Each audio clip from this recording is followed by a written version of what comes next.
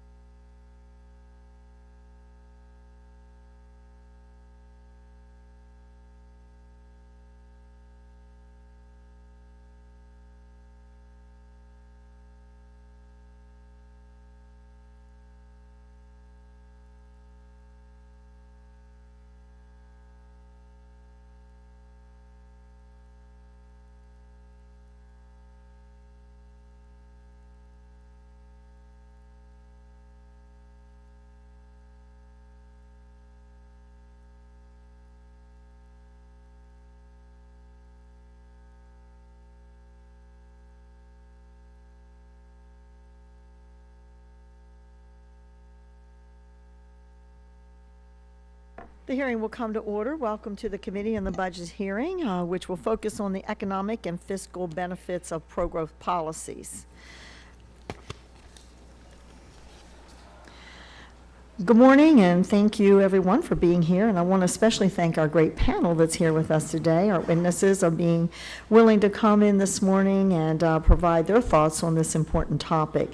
We're having this hearing today in preparation for the upcoming release of our 2018 budget resolution. An important component of that resolution is an analysis of our economic conditions and our projections of future economic growth. Over the last 8 years, we have seen stagnant economic growth, leading economists and the CBO to consistently downgrade their growth projections.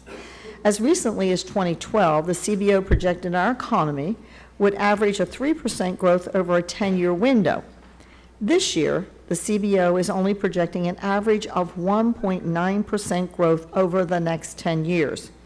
However, it's important to point out that the CBO's projections are based on the assumption of continuing existing law with no changes in the economic policy. There is no question that the policies of the Obama years greatly contributed to the anemic economic growth and the downgraded growth projections. Higher taxes, the disaster that Obamacare, an expanded regulatory regime, and more federal spending and debt have held back the American entrepreneurs and small businesses. The Obama economy left millions of Americans behind. Over 14 million Americans left the labor workforce during the Obama administration's 8 years in office. That's 14 million Americans. And in total, 95 million Americans are now out of the labor force, 95 million. That's more than 1/3 the total working age population. And I think that's important to emphasize, that there are 95 million Americans that are now out of the labor workforce, more than 1/3 of the total working age population. It's been the working class Americans in the coal mines of West Virginia's or the factories of Central Tennessee or the farming communities in Nebraska that have borne the brunt of the liberal agenda over the last 8 years. The ability and the opportunity to work is a fundamental pillar of the American dream. Without the stability and self-worth that comes from having a job and providing a better future for one's children, our culture and our economy are truly our national morale suffers. Plenty of our friends across the aisle and many in the media have said that a 1.9% growth is the new normal. They have a pessimistic view of our nation's ability to create jobs and build a foundation of greater opportunity for all citizens, especially if the new president and the Congress are successful in enacting a series of pro-growth policies. While I'm never surprised by the media's pessimism, I am surprised that our friends across the aisle have such a negative view of Congress's ability to affect real change and to set a new economic standard. So I've got a message for everyone here today who thinks America is doomed to a future of less opportunity and potential. Take your losing attitude elsewhere. We are the greatest country on earth. We've got the best workers, the best innovators, and the best companies. And they are not the problem. Washington, D.C. is the problem. Government is getting in their way, and it's about time that we fix that problem. And that's why the Republicans are committed to reforming the tax code, reforming our health care system by repealing and replacing Obamacare, by reducing the regulatory burden on American small businesses, and getting our fiscal house in order, which is our responsibility in this committee. These policies will spur economic growth and unleash potential of the American free market economy. We'd welcome our Democratic colleagues to join us in this effort, but it requires them to no longer be content with the status quo of the Obama years. We've got to put those years behind us because there is no law that we have to forever accept President Obama's slow growth policies. We can make changes to improve our economy, and we can start with adopting a budget resolution that puts our country on a sound fiscal path. Growing our economy is also a vital step to getting our fiscal house in order. Since World War II, 3% growth has been actually the historical average. In the late 1990s, our economy grew by a rate of 4.5%, more than twice the rate of our growth today. It's no coincidence that we also balanced the federal budget during this time period. Strong economic growth combined with spending restraint is how we get our country on a path to balance and how we begin to pay down the national debt without raising taxes. I believe our economy is on the cusp of a great resurgence. The pro-growth policies of healthcare reform, tax reform, regulatory reform, and deficit reduction will provide the economic freedom and the certainty that our economy needs to grow, to create jobs and create the type of opportunity that is the birthright of all Americans. I look forward to hearing from our witnesses today on how we can develop better policies to boost our economy. And it's time for optimism and new ideas, not pessimism, and willingness to accept the status quo. And with that, I yield to my ranking member, Mr. Yarmouth. Thank you very much, Chairman Black, and I thank the witnesses for being here. We look forward to hearing from you. Obviously, economic growth is a critically important issue. Increased economic growth can benefit American families and the federal budget outlook. But we can't have a meaningful hearing about economic growth without acknowledging the fact that the level of economic growth projected in the President's budget is totally unrealistic, if not absurd. Any budget that includes that level of growth should not be taken seriously. Americans deserve more than faith-based economics. We need to be honest with them. Despite all the wishful thinking of the administration and some of my colleagues on the other side of the aisle, long-term economic growth of 3% is just not going to happen, particularly given the current economic and labor trends we face. There are good reasons why CBO is projecting the economy's long-term growth rate is 1.9%, and why the blue chip consensus private sector forecast is only slightly better at 2.0%. The entry of the baby boom generation and increasing numbers of women into the workforce helped support economic growth in the 1970s and 1980s. Those demographic trends have ended and they are not going to return. But we can take steps to help strengthen our economy, and they are steps that the American people overwhelmingly support. We can raise the minimum wage. We can invest in state-of-the-art infrastructure, in innovation to create the next industries, research and science to make the next big discovery, and education and job training to develop a more skilled and productive workforce. We can end loopholes that allow companies to ship jobs and profits overseas. And we can enact comprehensive immigration reform to increase the size of our workforce and the size of our economy. Those are all things we can do now and should do now. Massive tax cuts are not the answer, even though we're likely to hear that claim a lot today. We've done that before, actually twice. Instead of sustained economic growth, our deficits exploded. Both of those tax cuts were accompanied by lax regulation that contributed to financial crises and recessions just a few years later. Regulatory reform is not a silver bullet either, but we will likely hear that today as well. Most regulations already must meet a cost-benefit test. Rescinding regulations without a very thorough understanding of the threat that rescission would cause to both direct economic benefits and non-economic benefits, such as improved health, safety, and environmental conditions, would be irresponsible. Presumably, this is our last hearing before the release of my Republican colleagues' budget.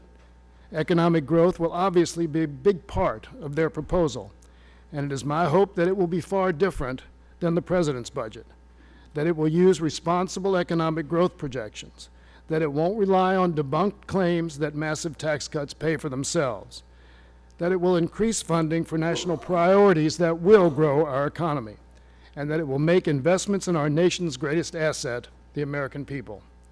We plan to talk about that and more today, and I hope to hear some helpful insights from our witnesses. I look forward to your testimony, and I yield back. Thank you, Mr. Yarmouth. And Dr. Holtz-Eakin, Dr. Furman, and Dr. Diamond, thank you for being here today and taking time out of your schedule to join us. The committee has received your written statements, and they will be part of the formal record. You will each have 5 minutes to deliver your oral remarks, and Dr. Holtz-Eakin, we'll begin with you today for your 5 minutes. Well, thank you, Chairman Black, Ranking Member Yarmouth, and members of the committee. It's a privilege to be here today. It's on. Is that better? Apologies. Let me make 3 points briefly, and then I look forward to answering your questions. Point number one is that this hearing is on exactly the right topic. Better long-term economic growth is the preeminent policy challenge of this era, and it can be seen by the sharp difference between the performance from the end of World War II to 2007, when GDP rose fast enough that even with the arrival of the baby boom generation, GDP per capita, a rough measure of the standard of living, doubled roughly every 35 years. So in 35 years, you could see the standard of living double, and that was the route to many people's version of the American dream. Current projections would have GDP per capita doubling every 75 years. And so the capacity to reach dreams is fading over the horizon. Raising the rate of economic growth would be the single most beneficial policy for all Americans. And so I applaud the committee for focusing on this. It would also benefit the federal budget. The CBO estimates that every 1/10 of a percentage point of sustained increase in economic growth reduces budget deficits by about $270 billion. And so while not a panacea, you can't grow your way out of the problems, it is important to have faster economic growth, and it will benefit the fiscal outlook. The second point I'd make is that the kind of economic growth that is needed is the hard kind to get. This isn't stimulus, short-run recovery from a recession where there are workers and factories sitting idle that are easily put back into use. This is improving the genuine supply side of the economy, the capacity of workers to produce more. In the end, long-term growth is just growth in workers and growth in output per worker, productivity. And increasing productivity is going to require deep structural changes. The kinds of policies that are required are, in fact, permanent changes, structural reforms that improve incentives over the long term, cause American businesses to invest in the United States, innovate in the United States, hire and pay people here, and those are the kinds of policies that are essential. In my written testimony, I highlight essentially a laundry list of the kinds of things that the Congress should be looking at. I would put at the top of that list something that this committee should care deeply about, which is the fiscal outlook for the United States. The CBO's baseline, released in January, shows that left on autopilot, the federal budget will grow to trillion-dollar deficits over the next 8 years. Those will be 5% of GDP or greater, far above any safe line. Of those trillion-dollar deficits, over $600 billion will be interest on previous borrowing. And so the federal government is headed to a position where it's borrowing to pay off the interest on previous borrowing. Interest will be the second largest program in the federal budget, second only to Social Security, larger than defense, Medicare, Medicaid, all of the things that we normally think of as what the government would do. So if you're an investor on the global stage looking at a country that is running into what is a surefire sovereign debt crisis at some point, why would you want to invest there? Why would you want to hire there? Why would you want to grow there? It's an impediment to our outlook, and it ought to be fixed. That means fixing the entitlement programs. They are at the heart of that growing deficit. Those programs deserve to be better on their merits. They should be a social safety net that's financially secure, provides good work incentives for both younger and older Americans, and are pro-growth in their design. The second thing I'd put on your radar screen is tax reform. There's probably no single thing that can happen more quickly and have more durable impacts than fundamental changes to the U.S. Corporation and individual income tax. Tax reform, as everyone on the screen knows, is hard. It hasn't happened for 31 years for a reason, but I would encourage everyone to take a very close look at getting over the finish line and having the kinds of structural changes to tax reform that will give permanently better incentives to firms and workers in the U.S. And then I would also highlight the importance of long-term education reforms. There's no substitute for having workers with greater skills, education, and capacity to adapt to future economic conditions. And that's going to be one of the things that can, over the long term, raise productivity the greatest. There are others on my list: regulatory reform, immigration reforms, infrastructure programs. I'd be happy to discuss them, and I thank you again for the chance to be here today. Thank you, Dr. Holtz-Eakin. And Dr. Furman, you're recognized for 5 minutes. Thank you, Chairman Black, Ranking Member Yarmouth, members of the committee. It's a privilege to be here with my fellow economists, and I think you'll see a lot of commonality in a lot of what we have to say in our testimony. I wanted to make 5 points. The first point is that the primary source of the slowdown in economic growth over the last decade has been our demographic situation, that going forward those demographics will continue, but a secondary source has been a worldwide slowdown in productivity growth, and there's some chance of partially reversing that. If we had tax cuts, regulatory reform, and everything else on the agenda that reproduced exactly the same productivity growth that we had during the 1980s under President Reagan, with today's demography, that would only be sufficient to have a 1.7% growth rate. Reagan's policies, Reagan's economy, today's demography would be a 1.7% growth rate. And the reason that's so dramatically different than the growth rate we actually had in the 1980s is shown in that first chart there, which is that the working age population was growing at about 2% a year in the 1980s. Now it's growing at about 0% a year. 2/3 of the slower growth is due to this dramatic demographic change, which is the result of fertility decisions decades ago. My next slide shows the other source of slower growth, which is productivity growth has slowed down.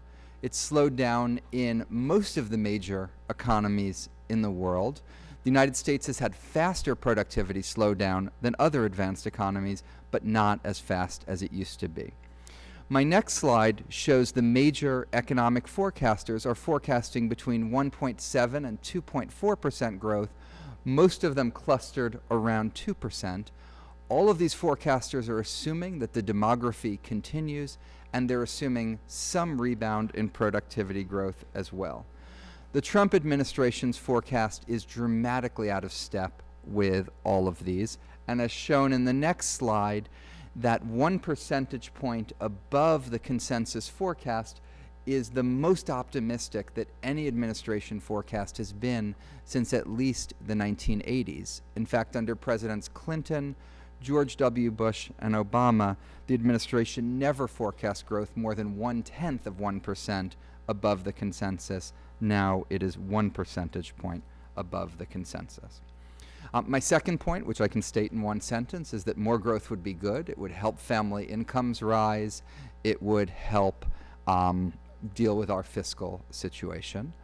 My third point is one Dr. Holtz-Eakin has already made, that additional growth can come maybe a tiny bit from the demand side of the economy, putting people back to work, but mostly it's going to have to come from expanding supply, increasing productivity, increasing the underlying structural workforce. My fourth point is that a number of policies would help us increase supply. Those include revenue-neutral business tax reform, increased investments in public infrastructure and research, expanding the labor market through active labor market policies and efforts to make workplaces more flexible for workers, and finally, immigration reform and expanded educational opportunity would boost both productivity growth and the labor force. The last point I wanted to make is that a number of the policies advanced by President Trump would worsen economic growth. Outside of the fiscal arena, these include limitations on international trade and immigration, but I wanted to focus on 3 fiscal policies. My first slide shows estimates from the Tax Policy Center and the Penn-Wharton budget model, a model run by a former economist from the Bush administration, that shows that under the Trump campaign plan, the tax cuts initially would have a small benefit for the economy, but over time they would cause such large deficits that would overwhelm those benefits and reduce economic growth. My second point would be that President Trump's budget includes initial increases in infrastructure, but then over time would cut infrastructure spending, and those cuts to infrastructure spending would do more damage to the economy. And then my third point, not shown in a slide, is that cutting low-income programs like Medicaid and SNAP, evidence shows would reduce the mobility that low-income children have, reduce their income growth over time, cut state budgets, which would reduce their investment, and by increasing inequality, harm overall economic growth. Thank you. Dr. Diamond, you are recognized for 5 minutes. Chairman Black, Ranking Member Yarmouth, and members of the committee, it's an honor to present my views on the benefits of economic growth. Growth is important in determining the future size of the economy and the standard of living. Small changes in growth can have a significant impact on the size of the economy. For example, Increasing the growth rate from 2 to 2.5% would increase the size of the economy by 28% after only 10 years. Accordingly, policies that increase the growth rate of the economy by a small amount can have significant impacts in the long run. Enacting pro-growth policies is particularly important at this point in time for two reasons. First, the U.S. faces fiscal policy that is on an unsustainable path, with deficits and debts projected to continue to grow dramatically as the baby boom generation ages and transitions from work to retirement.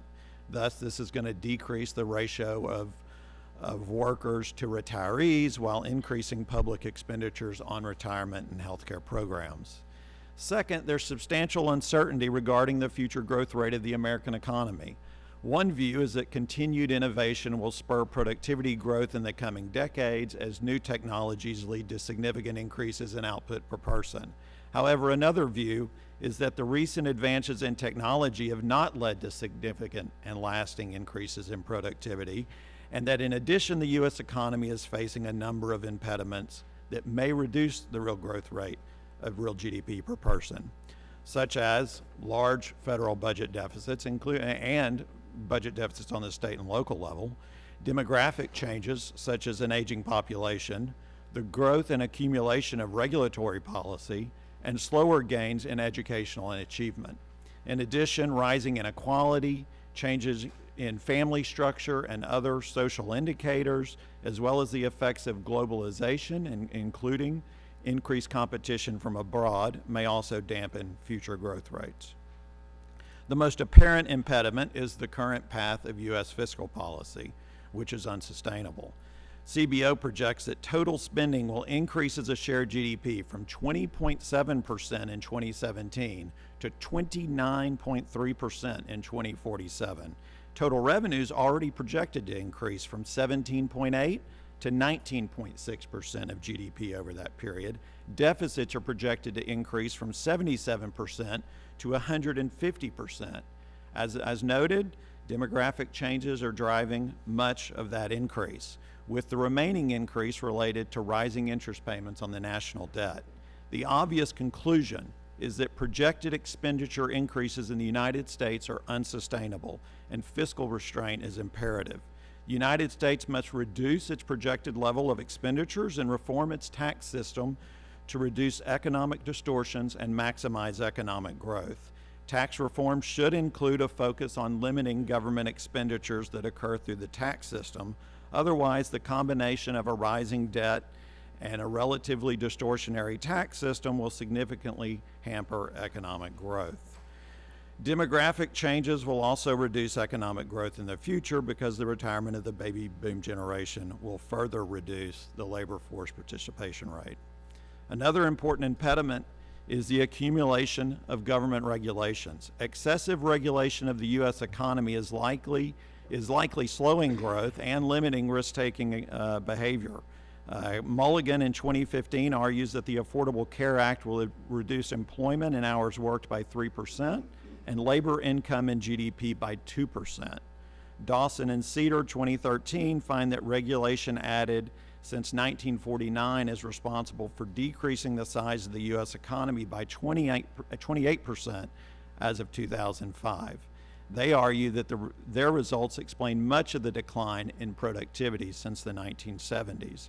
Obviously, major reform of regulatory law is long overdue. The slowing growth in educational attainment is also likely to impede economic growth in the future relative to the past 50 years, and we should be active on that front as well. Policymakers should focus on reducing the government debt through spending restraint, reforming and reducing entitlement programs, reprioritizing other expenditure items to fit within a sustainable budget, and minimizing marginal tax rates while reforming expenditures that occur through the tax system. Thank you. I thank the witnesses for their testimony. I want to begin with you, Mr. Holtz-Eakin. Since you were once a director of CBO, CBO is expecting an annual economic growth average of about 1.9% over the next 10 years. And as you well know, CBO is obligated to base its forecast on current law and not on future economic policies that this administration or Congress will likely enact this year. So what aspects of the current law economic policy, whether it's the tax policy, which you mentioned in your opening remarks, or regulations, or rising debts and deficits, do you think are contributing to such a dismal economic forecast? I think there's the net effect of a combination of things, and you've listed some of the most important. As I said, I think the number one concern in the projections is the fiscal outlook, which is genuinely unsustainable, which will lead inevitably to either a crisis, which is not pro-growth, or a sharp increase in taxes, which would not be pro-growth, or the one possibility that's beneficial, reforms of the large entitlement programs to put us on a sustainable track. But that only one of those three possibilities is beneficial, and CBO's obligated to simply say, well, we'll sail straight into the crisis. So that'd be at the top of my list. Second would be the tax policies. We have, especially as Dr. Furman mentioned, a corporation income tax which has sort of reached the ultimate trifecta of bad outcomes. It doesn't raise that much revenue. It increasingly drives production and headquarters overseas, and it's incredibly costly and difficult to comply and administer. A genuinely solid business tax reform is at the top of the list of things that would improve the capacity of the economy to grow more rapidly. CBO is also saddled with the current regulatory state, and over the past 8 years, the agencies have reported that they have put in place new major regulations with a cumulative increase in the compliance cost of over $800 billion. And I think if we'd had a $100 billion tax increase every year for 8 years, most people would think, geez, that's a lot, and that's maybe not such a good idea. So I think those three things together lead to a lot of the problems in the growth outlook. Is it fair to say that not one of those is a silver bullet, but it is the combination thereof that would really result in our strong economic growth? I concur with that completely. As I said, the key here is faster growth in the number of workers and productivity per worker. There is no single lever you can pull to make productivity growth come back and go faster. So I would encourage the Congress to think of everything they can to try to get better pro-growth policies. Dr. Diamond, I want to ask you about there seems to be a discrepancy between the current low unemployment rate of 4.3% and a quite lackluster economic output. And you mentioned some of those factors in your opening comments. Is one of the factors causing the fact that we have 14 million people that have left the workforce since 2009?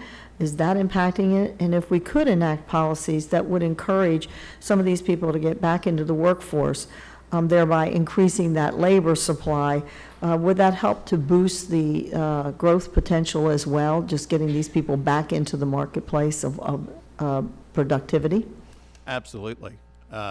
I think that if you look at what's happened with labor force participation rate, the articles I read tend to imply that about half of the reduction has been because of aging of the population. The other half is because people are leaving the workforce voluntarily. And this is largely because we have implemented policies that are in effect implicit taxes on work. And so the Affordable Care Act is basically a very large implicit tax on working, and so people are choosing to not work as much. And if we could instead implement policies that promote work instead of discourage it, I think that would offset at least a large part of the labor force participation reduction that's not due to the aging of the population. You mentioned the Obamacare in particular and the ruling on the 30 hours, and employers, I know I've heard throughout my district about those that were working part-time that maybe occasionally would go over the 30 hours. Now they were getting less than that, which meant they had to have 2 jobs, which is very difficult, especially on families. So that's one of the policies. Do you have other thoughts on other policies that we might be able to put into place to encourage these 14 million people to get back in the workforce? Because I know when we hear that there's a 4.3% unemployment rate, people think, oh, everybody's working. And if we did have a time where we did have everybody working, we saw more productivity, we actually saw more economic growth. But the true number on that is not the unemployment rate. It is the workforce participation rate, where we have 14 million people out of the workforce, literally almost a third of those who should be working. Fixing the healthcare piece is one of those, but do you have other ideas of some of the policies that we might need to fix in order to bring people back into the workforce? Yes, two other policies that would be important would, I think, most important would be regulatory reform. It's amazing that, one of the benefits of innovation is it's a lot easier to reach people and to start businesses. The problem is, from a regulatory perspective, it's become a lot harder to start businesses. And so we need regulatory reform to allow people to create businesses and create products that consumers want. I think that would be helpful. We also need tax reform. The tax system is complex and very distortionary. I think if we could simplify the system, while maintaining the revenue needed to fund expenditures, that would have a positive benefit on people getting back to work. Okay, thank you. My final question is, we can just go right across, and if we can start with you, Dr. Holtz-Eakin, that we have now got this new normal of 2% GDP. We think that's the new normal. Yet, if we look at history, we see that 3% really has been the average over a long period of time up until the last several years. And so, in other words, that's really an aberration. It's not really a trend. With the correct pro-growth policies in place, do you think that we can achieve those higher growth rates in future years, other than just saying we're going to just say 2% is the normal and that's what we can expect? How much higher also do you think that we could reasonably go if we were to put these reforms that have already been talked about in place? So I don't leave you all very much time, but let's start with Dr. Holtz-Eakin. So if the Congress and the administration were to hit a home run and do all the things that I wanted exactly the way I wanted it, I think you could add a percentage point to the growth rate in the U.S. economy. I certainly think that a good tax reform and putting the fiscal path on a sustainable basis will get you a half a percentage point or more by itself. So I think those are the things to focus on. Dr. Furman? If you could be brief so we could get Sure. to Dr. Diamond, that would be great. I think we could certainly, with the right policies, do better than the 1.8% that the Congressional Budget Office is forecasting. To get all the way up to 3%, the obstacle to that is the average woman used to have more than 3.5 children in the 1960s. That fell to 2 children by 1975. And so our population is growing more slowly in the working ages than it used to, and no policy is going to change that, which is why I think getting all the way to 3% is something that would be very unlikely, even with my version of a home run of policies. Dr. Diamond? I think a percentage point, as Dr. Holtz-Eakin predicts, is possible. I agree with Dr. Furman's point as well, though. I think what that would require is immigration reform that really focuses on bringing more high-skilled people to the U.S., not low-skilled people. Without that, I would say maybe around 2.6%. Okay. Well, I appreciate your input on that. My own feeling that I'm just going to insert here is that we need to get the 14 million people that are sitting wherever, whether it's in their parents' homes or whether they're just out of the workplace because they can't find a job. I think education is a piece of that, and getting skilled workers, because one of the things I hear in my district, especially with my manufacturers, is that if we had more skills at that level, not necessarily four-year degrees, but more the technical degrees, that we could actually be putting people into those very good jobs that are well-paying jobs. And so I think the educational piece and maybe shifting our focus from four-year degrees to something that is more what the marketplace is needing in the job market might help us also to bring people back into the workforce. So thank you. I now yield 5 minutes to the ranking member. Thank you, Chairman Black. Excuse me, 10 minutes. Thank you I very much. apologize. I cut you by 5. I wasn't going to stop, don't worry.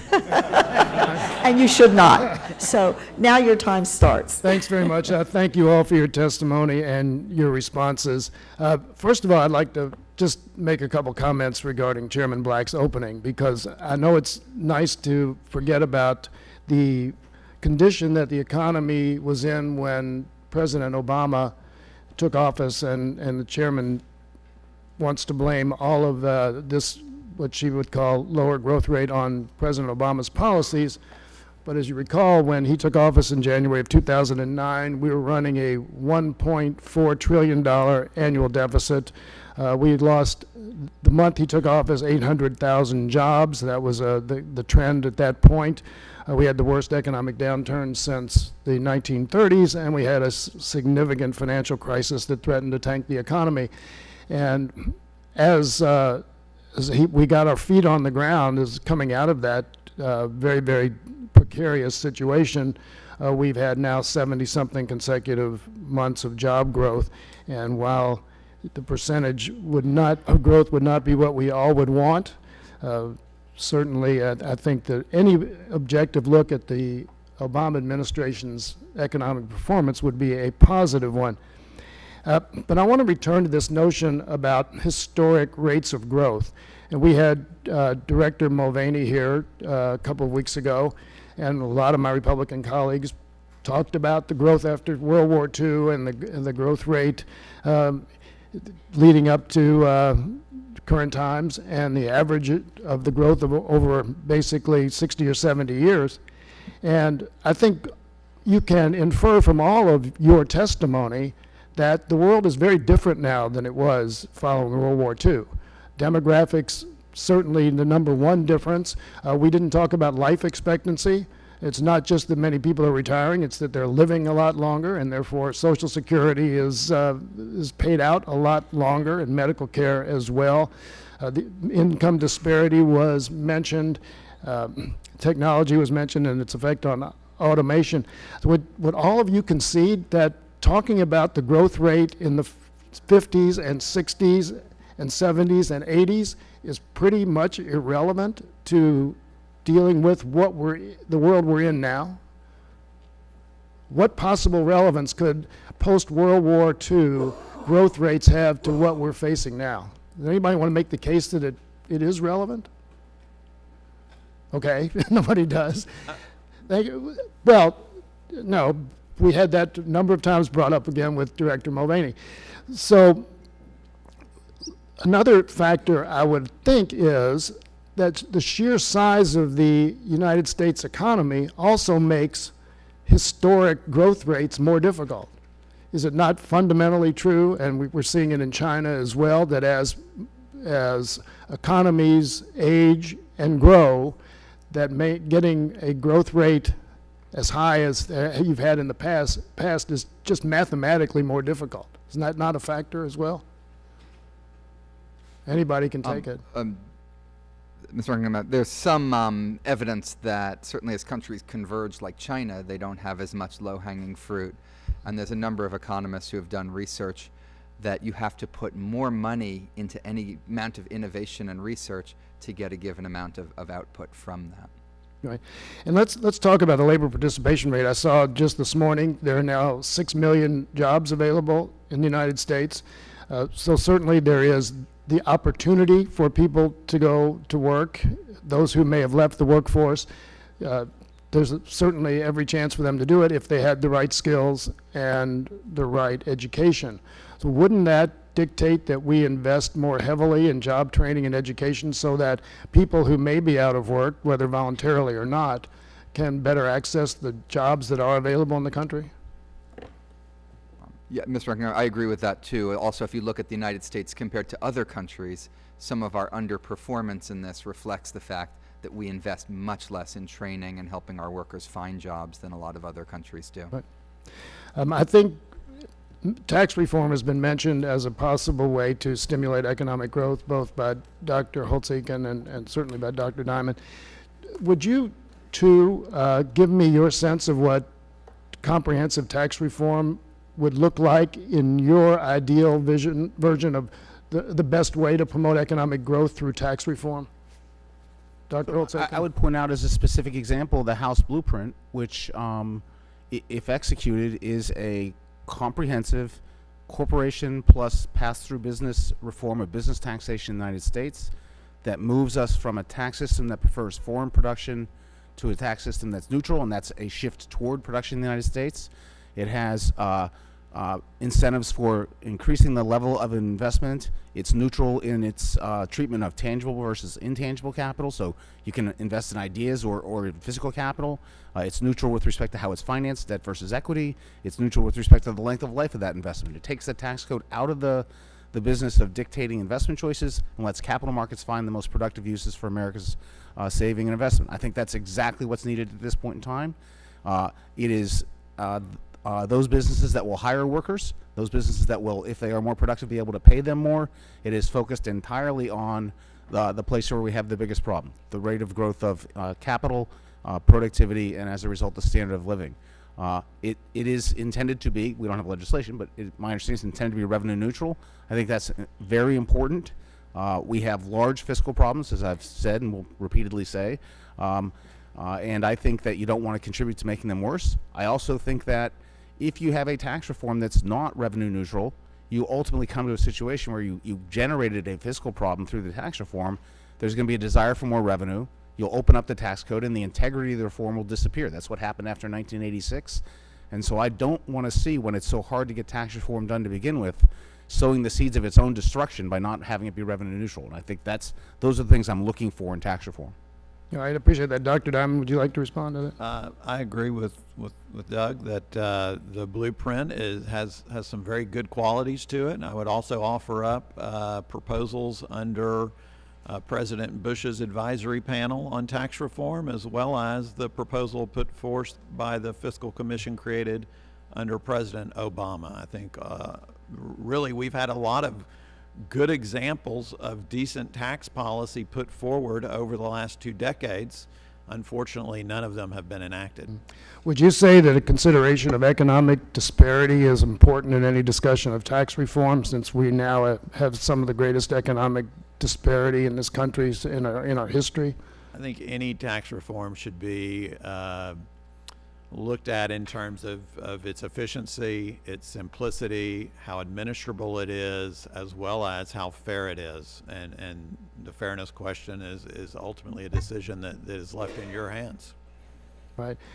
What about the question of tax expenditures? We now have well over $1 trillion annually in tax expenditures, and just no Congress over the last 6 or 7 years has been willing to touch any of them. We've certainly talked about cuts in many other areas of investment that Democrats care very significantly about, but no talk about reducing tax expenditures. Dr. Furman, would you like to respond to that? Sure. In his testimony, I believe, to this committee, Director Mulvaney endorsed the standard that tax reform should be revenue neutral on a static basis. He said the administration in its budget was not counting the economic growth due to taxes towards tax reform. I think that could be a very prudent thing to do, because then you are cutting rates, you are eliminating tax expenditures, and if the theory works out that that adds to economic growth, that's great. We get extra deficit reduction. That's not a bad mistake to make, that the growth comes in more than you think and the deficit goes down even more than you would think. But for that to work, you need to go after those tax expenditures rather than, wishful thinking, assume that economic growth, and that's the standard that Director Mulvaney did explicitly endorse. I think all three of you have talked about immigration reform and supported the need for immigration reform. This directed to Dr. Furman, wouldn't comprehensive immigration reform also have a positive impact on our programs like Social Security and Medicare, where you'd have presumably many more younger Americans paying into the system and not using benefits for a long time? That's exactly right. And part of our Social Security problem is the reduction in fertility. Immigration would offset that, Right. help to offset that. Thank you. Just a final comment. This relates to Chairman Black's opening comments when she said Congress, we shouldn't be surprised if the Congress can't take on these tasks. I think it's the evidence is there that Congress is not particularly capable right now of taking on very many difficult tasks. So I would like to think that we were capable of it, but I haven't seen much evidence. So thank you again for your responses, and I yield back. I thank the gentleman, and now I would like to recognize the gentleman from Indiana, Mr. Verkeda, the Vice Chair of the committee. Well, I thank the chairman, and I thank everyone for their testimony. And I would say to the ranking member, if we could just stop obstructing around here, maybe we can get some agenda moving and done. But every day we talk about Russia, Russia, Russia. It's less of a day that we're talking about tax reform, immigration reform for that matter, healthcare reform, or anything else. Following up on where the ranking member left off regarding immigration reform, I note, Dr. Holtz-Eakin, that you talk about immigration reform in your laundry list, as you call it, of things you could do to help the supply side economy. Could you add to that discussion, please? Certainly. The fertility of the native-born population in the United States is low enough that without immigration, we would actually shrink. We'd look like Japan. We would shrink in population. I want that to be repeated for the record. Without immigration reform, without in getting new or an additional number of workers, skilled, unskilled, I imagine you mean at all levels, our work pool would actually shrink. We would Yes. be more like who? Japan. Okay. Japan has essentially no immigration, and it has an aging population. It has sub-replacement fertility. All of that is the characteristics of the native-born population in the U.S. So the flip side to that observation is that by choosing our immigration policies, we are dictating our economic future. It is a powerful tool for economic policy, for the potentials for economic growth. I don't think it means that you want to have exclusively, immigrants with Ph.D.s in STEM fields. We need skills across the spectrum. Markets will send those signals, and I think that a powerful sort of economically based immigration reform is one of the things that could have a big impact on the future growth of the U.S. Thank you, Doctor. Dr. Furman talks about in his testimony the low labor participation rate, which I think is something we all acknowledge. However, he also mentions that we need to keep, not only maintain, but possibly increase social programs like food stamps and other things. I just spoke with, not 10 minutes ago, a gentleman who owns an RV supply company in northern Indiana, Jason Obendorf. And he tells me that he hires low-skilled workers, pays them about $13 to $15 an hour, which in fact is the average entitlement given to folks who don't work, about $30,000 a year. What effect do these programs that actually incentivize folks, in my opinion, to sit out the workforce, sit on their couch, in fact, have on the low labor participation rate? At the most basic, sorry. No, that's the Dr. Holtz-Eakin. I mean, at the most basic level, you're making a decision between working and not working. You look at the returns to working and not working, and if you raise the returns to not working, you should expect people to not work as much. In your It's not opinion, what shocking. should the policy be? I mean, it seems to me that we have programs and safety nets that have become hammocks and that go on for too many and for too long. I think that at every point, we should look at the social safety net and make sure that it's pro-work.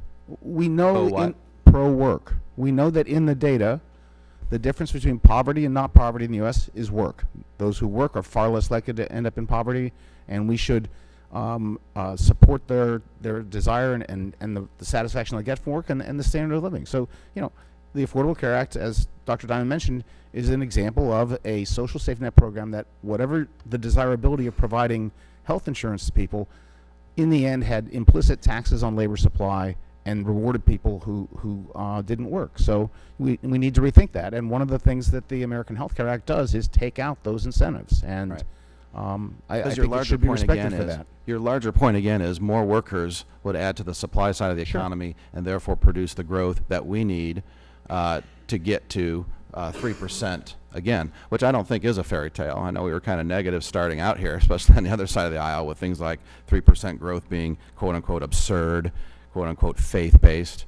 But I think we can get there again with supply side reforms. Dr. Diamond, do you have anything to add to the conversation we just had? If not, I have some questions for you. I agree with Dr. Holtz-Eakin's points. I did see in the news yesterday there was an article about 13 counties in Alabama that had implemented work requirements to get SNAP benefits, and SNAP benefits fell by, I can't remember if it was 50% or 85%, but immediately it made me think that, that maybe some more pro-growth safety net policies are needed. Thank you. Dr. Furman, I'm out of time. I apologize. The gentleman's time has expired, and I just want to add here that we talk about this as a productivity for our nation, but I think even more important to that is dignity. There is a dignity to work, and I think we lose that here in our country when we don't recognize and uphold that. I often say to people that a second question you ask them after you ask them their name is, what do you do? And if we can't say what we do, we lose a dignity, and I think that's a stronger net than the safety net, is that net within our country of dignity.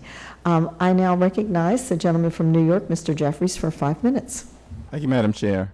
It was mentioned by the previous speaker, who I greatly respect, that if we on this side of the aisle just stop obstructing, we could get things done. I've heard a lot of things during my 4+ years here in Congress, but the notion that Democrats who are in the minority in the House, the Senate, don't have the White House are somehow responsible for your inability to get things done is itself a fantasy.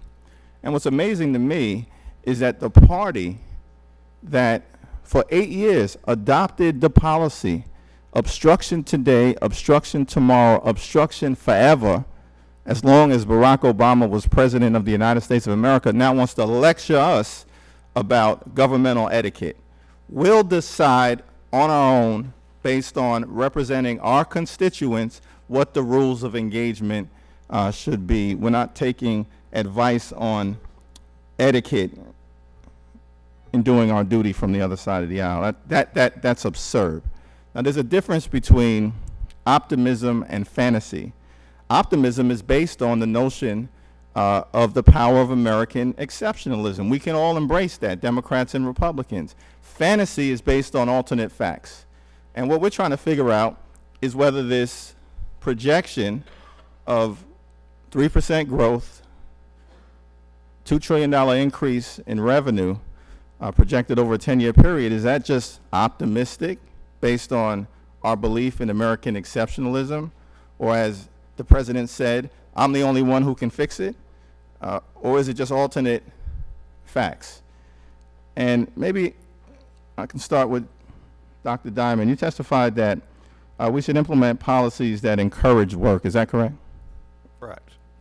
And you also said that tax reform should include limiting expenditures as part of an approach to encourage work. True? Correct. Well, not for work, just to limit expenditures through the tax system. Okay, and one of the largest expenditures through the tax system would be the mortgage interest deduction. Is that right? Correct, and it should definitely be reformed. It should be reformed. Do you think it should be eliminated?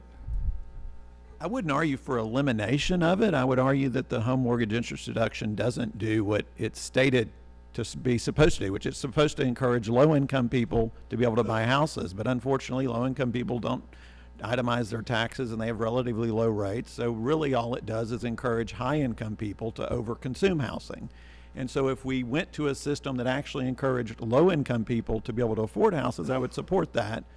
And so I think it needs to be reformed, not eliminated. Okay, so we have to substantially reform the mortgage interest tax deduction, widely viewed as helping middle-class Americans achieve the dream of home ownership. Would you also suggest that one of the policies we should adopt are tax cuts for the wealthy and the well-off, millionaires, billionaires, people who are at the highest income bracket in this country?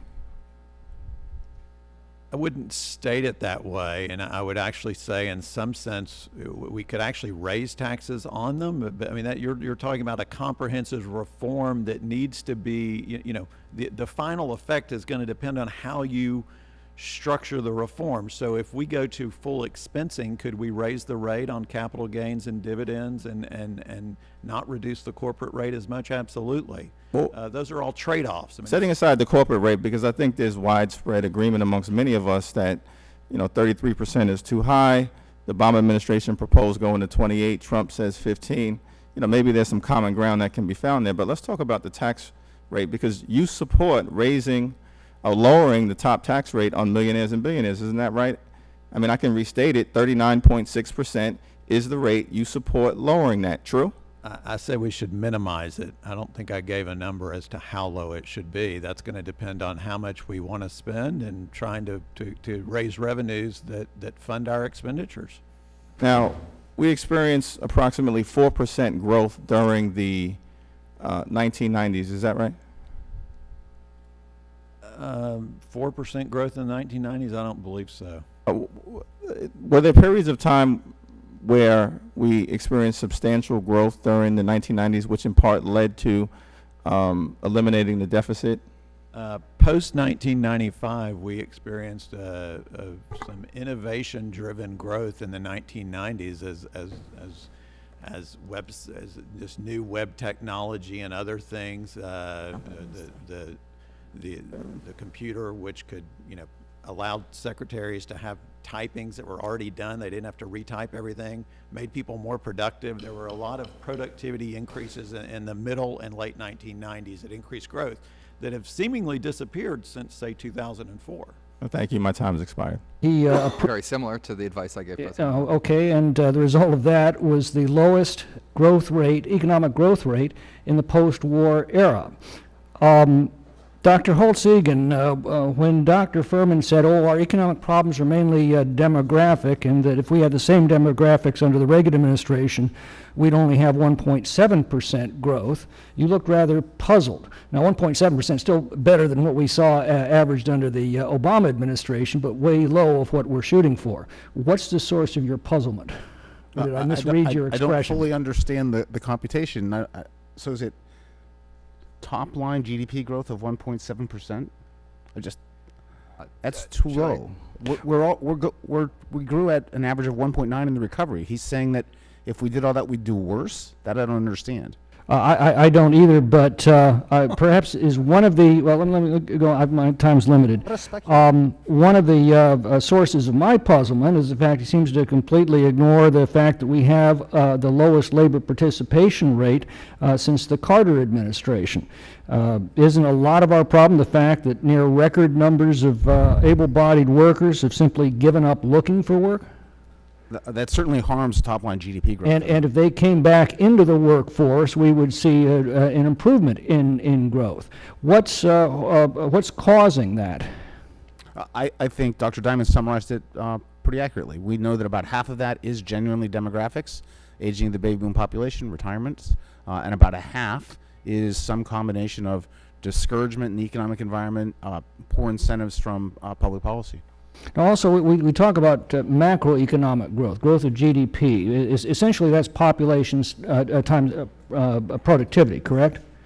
So in that analysis, then, we could have a huge population increase and very low productivity increases, and that would be essentially the same as a very low population increase with very high productivity increases. Do I have that right? That would give you the same top-line growth, but I would say right. The one you want is the one with high productivity growth. Well, that's my point, is that when you get down to where the rubber meets the road, where the average family is actually struggling to get on, isn't the productivity side of that pretty much everything? I mean, if you're stuck in a part-time job because your employer can't go give you more than 30 hours a week because of government restrictions, if you've got little prospect of betterment in a stagnant economy, if your wages have been flat for the 8 years of the Obama administration, productivity is really important to that family, isn't it?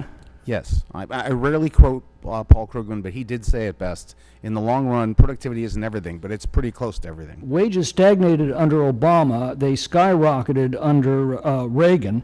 That is not population-driven. That's productivity-driven. So my question is, what are the policies we need to get off of the wage stagnation we've seen under the Obama administration? We know that labor productivity is aided by having more and better capital, and we've had a very weak investment performance recently as a nation.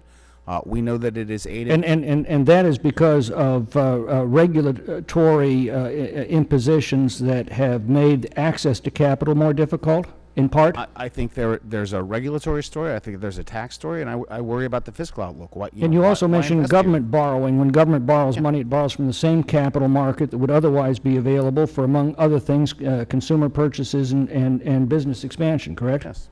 The other thing I'd really focus on, and Dr. Diamond mentioned this, is there's been a sharp decline in a steady and recently sharper decline in the rate of business startups across the economy.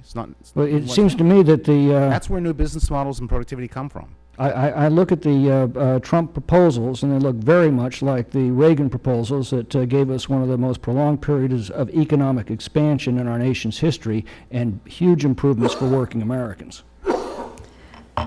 The gentleman's time has expired. I now recognize the gentleman from California, Mr. Khanna. Thank you, Madam Chair. Maybe it's from the vantage point of the district I represent, but representing a district with Apple, Google, and having large presence in Intel, Facebook, I'm less concerned about our country's long-term innovation and economic growth, and more concerned about issues of income inequality and income disparity, and who will gain and benefit from the economic growth, whether it'll just be entrepreneurs in certain parts of this country, or whether that growth will be distributed. And given that, I wanted to ask about a proposal which in the past has enjoyed bipartisan appeal. It was actually a Milton Friedman idea, which is the Earned Income Tax Credit. At a time where the investor class and capital already has an extraordinary return, it would seem to me that our tax policy should be more geared towards helping working families and helping folks who have had wages stagnate.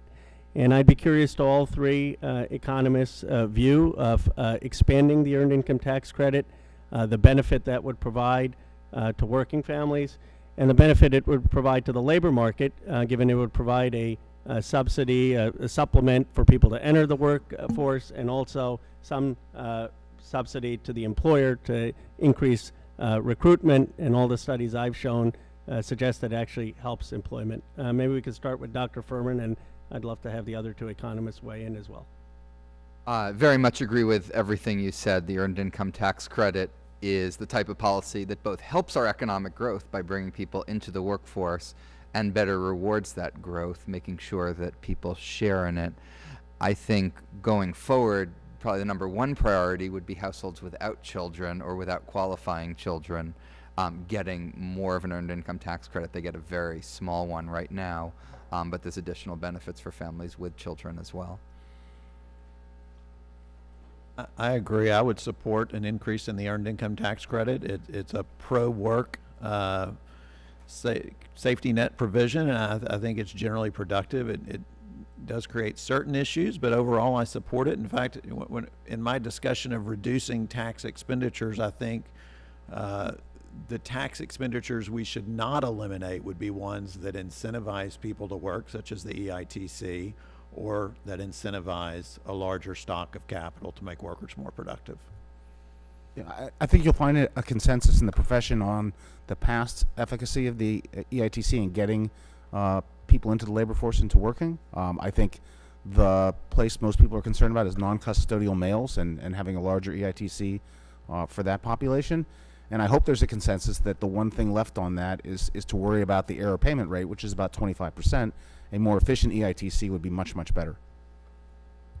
Right, consensus among the economists on expanding the Earned Income Tax Rate.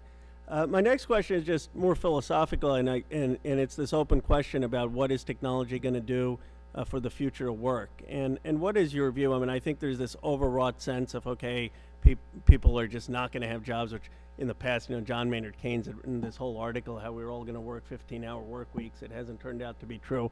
On the other hand, there is going to be a displacement effect, and I wonder what your thoughts are on how we should prepare for this transition. Maybe Dr. Furman and the others, or go ahead. I'll just say our profession earned the name the dismal science because we've often made wrong predictions. on this front. And so I would say that, yes, it's going to change the face of work. I think other jobs will crop up, just like, the typewriter, moving from the typewriter to the computer didn't put everybody out of work. I don't think the robots are going to put us all out of work either. I think to a first approximation, that's correct. Machines do 90% of what humans could do in the year 1900, and yet lots of humans still have jobs. But I think what matters is less the technology and more the policies we use to address that technology. And you look at different countries, some have been more successful at handling these disruptions and changes than others. And the ones that have been successful have put an emphasis on programs like training that we were talking about earlier, and not just assumed it would all work out. I'd emphasize the basic need for a better performing K-12 education system. There's now well-documented failure throughout that system, and the future of work is about the future education of people who are going to go to work. I think that's the key. Thank you for your thoughtful reply. Gentleman yields back his 7 seconds. Thank you. I now recognize the gentleman from South Carolina, Mr. Sanford. I thank the Chairwoman. I'd say to my colleague from California, I saw a freaky movie over the weekend entitled Her, and it's about this guy that falls in love with his operating system. But the happy ending for all of us is at the end of the day, it doesn't work out, and he goes back to human form. Not every human is replaced on that front. In deference to my chairwoman, I made it very clear in my last, the last hearing we held that I don't believe that 3% growth is realistic at this particular 10-year juncture, as much as I'd like to see it. But I think in deference to my chairwoman, I'm going to leave that subject alone for the moment. And I'm going to skip on to 3 points of economic growth that I do think are important. One is infrastructure. Would all of you agree, going back to the consensus that my colleague found, that infrastructure ought to be paid for, or do you say, no, it's dynamic and it doesn't need to be paid for? Where are each of you on that? Just, again, simple, quick, paid for or no? Pay for it. Yeah, I think it's overstated the productivity effects. Okay. I think it's better to pay for it, and then we would end up with higher growth, and it would bring our deficit down. So, paid for or no? Pay for it and let the growth Yes. lower the deficit. In a world with 77% debt to GDP ratio, it should be paid for. Okay.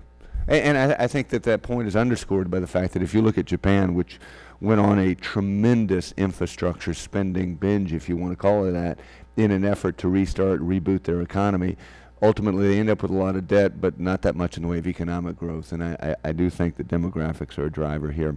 I appreciate, Mr. Diamond, sobriety by which you approach the debt and the deficit issue. I don't think that it's emphasized enough in Washington, either from an administration standpoint or congressional standpoint.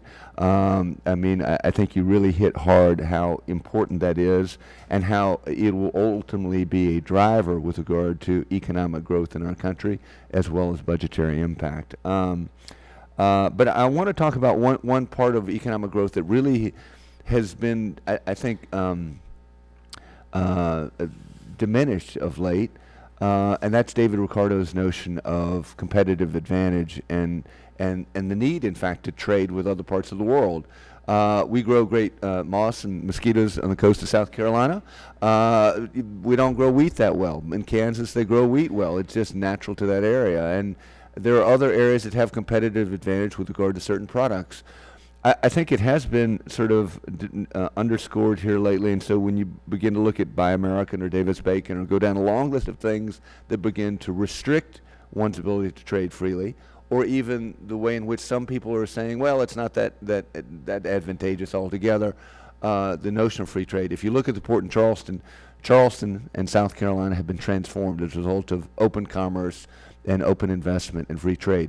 Would, in the 1 minute and 50 seconds I've got left, if you all would just touch each lightly on how important you believe free trade is to economic growth and its budgetary impacts going forward.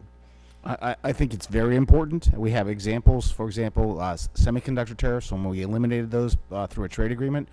The U.S., which was deemed to be unable to compete with Japan, turned around and has the most vibrant of technologies. And so opening it up to the competition will be good for America. It will raise productivity, and something I endorse. I also think it's critical. Most of the consumption growth in the world will occur outside of the U.S., and so if we want to sell to the most number of consumers, we're going to need to sell around the world.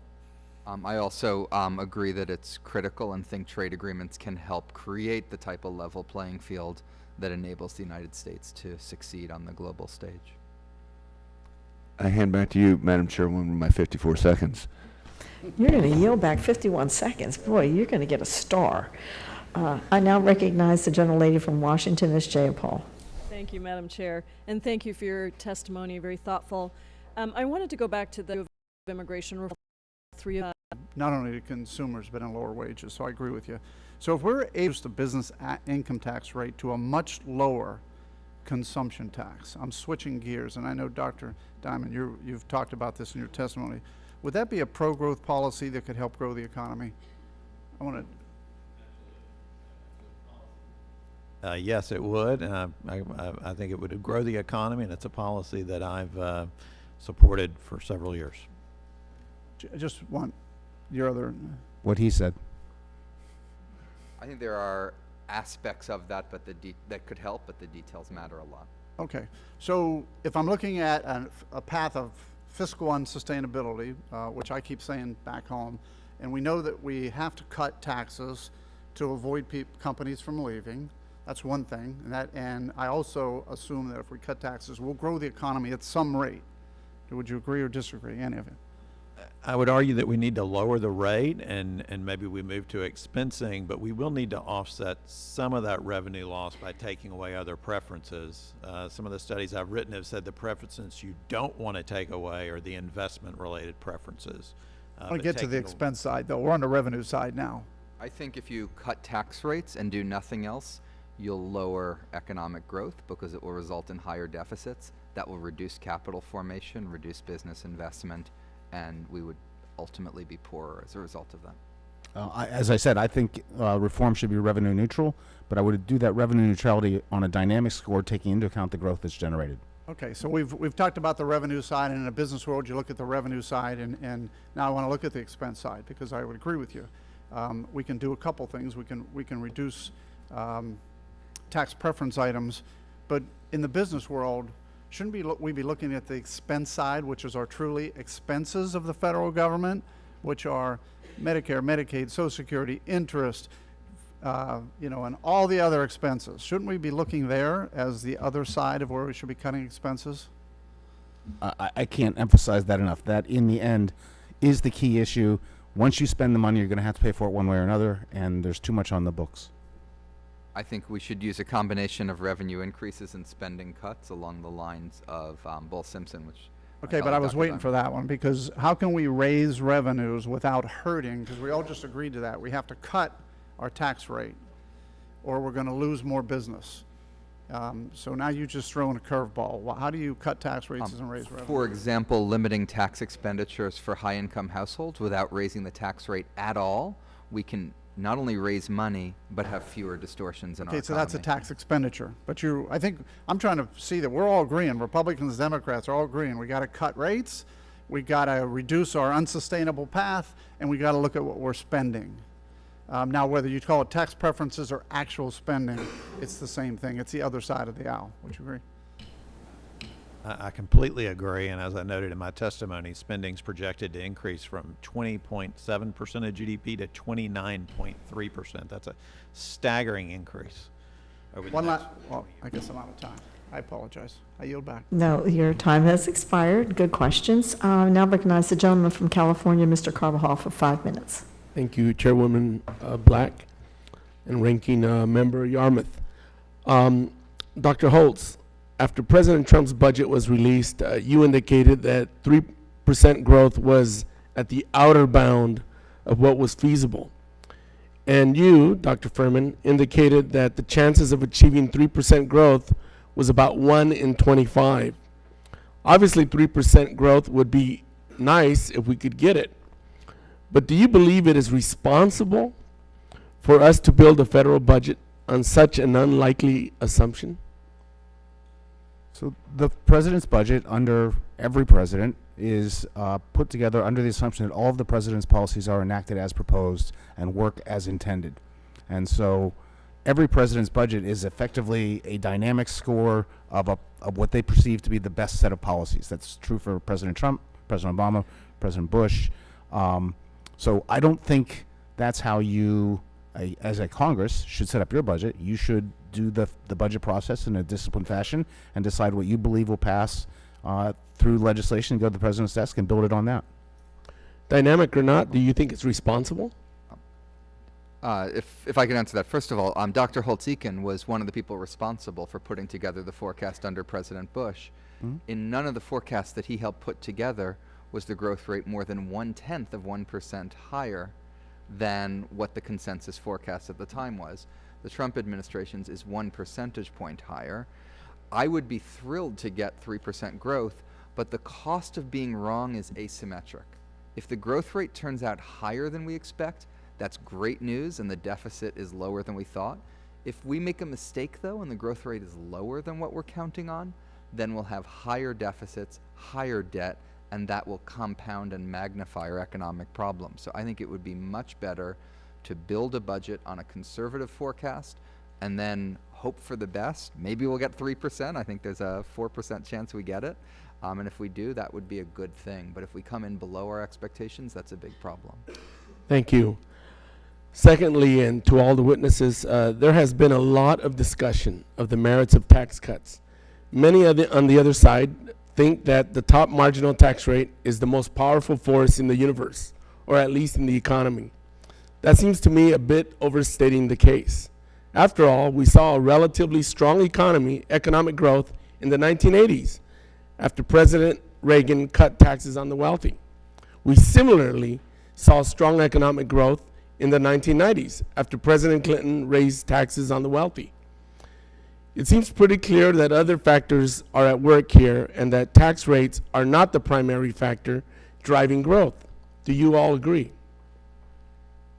I think on the individual side, tax rates don't have a huge impact. I think on the business side, we're in a global economy.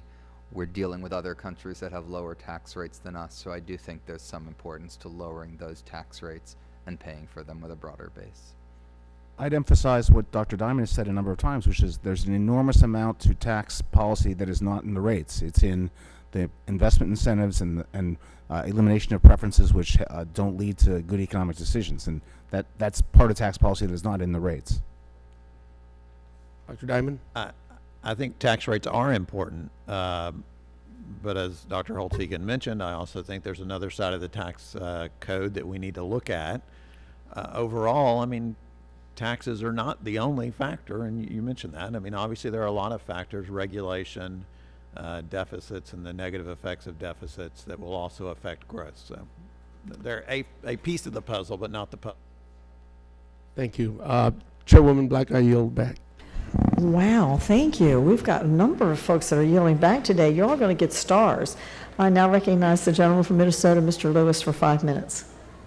I'd like to thank the chair and the gentleman for coming to testify today. You're right. Taxes aren't the only thing that matter. We seem to be focused a lot on tax expenditures and not actual budget expenditures. Last year we had record revenues, $3.26 trillion, and yet $600 billion deficits. So when we talk about what causes a deficit or the debt, we need to make certain we keep our eye on the prize, and it certainly hasn't been a lack of tax revenue. It's been increasing expenditures, which crowd out the capital markets, the same as deficits. In fact, one could argue it's not the deficit that crowds out the capital markets, it's actually the expenditure, especially inefficient ones. But be that as it may, rarely do I get a chance to quiz 3 economists, so I'm going to take the opportunity, probably all 5 minutes. Let me ask each of you, first of all, what the fundamental goal is when you're formulating, whether it's tax policy or whether you're serving on the budget committee for that matter. Is the goal of good policy economic growth or a balanced budget? Let's start with you, Dr. Eakin. Economic growth. Dr. Furman? Economic growth that's shared. I would say the economic growth, but an unbalanced budget's going to lead to lower economic growth. So in a sense, it's the same question. It's really interesting because when you look at the question we've got as those trying to formulate a budget, That seems to be the principal question. Can you have one without the other, or does one predate the other, a prerequisite for the other? In that regard, there is an elasticity of labor and investment I want to talk about a little bit. We all remember the late 70s. We've been talking about that today, it seems to me, and the malaise, and we can't grow, and we've got to wear, turn down the thermostat and put on our cardigans. And yet all of a sudden we had an explosion of growth after the Carter administration and into the 80s and the 90s. The tax rates never got back to the Carter tax rates. That's one thing someone ought to point out, that we did in fact grow out of the deficits, because even with the Clinton tax hikes, we never got back to anything close to 70% on marginal income. But something happened in the 70s that's very enlightening, and that was the Steiger Amendment and the cut in capital gains from 49% to 28%. At the time, the Treasury Secretary said it would cost the government $2.2 billion, and in fact, the capital gains taxes went from 8 to 11, almost $12 billion. So there's clearly an elasticity at some particular rate on investment. Is there at the top income tax rate an elasticity for work, i.e., the people who have the greatest option, the greatest choice, the greatest elasticity for working are the wealthy? So if you raise their rates even higher than what they are, will they quit working? Go ahead, Dr. Holtz-Eakin. So I think the best evidence on this is something that takes into account more than just the work, not work dimension. You can imagine working, not working, how long you work, how hard you work, what areas you work in. All of that gets bundled into the taxable income that you report to the Treasury. And there is a sizable and well-established taxable income elasticity with respect to the top marginal tax rate. Some of that, if you raise the rate and taxable income goes down, is going to be avoidance activity. The wealthy are quite good at hiring smart folks to avoid paying taxes. Mm-hmm. Some of it will be genuine reductions in economic activity, and neither of those are good phenomena. Dr. Furman?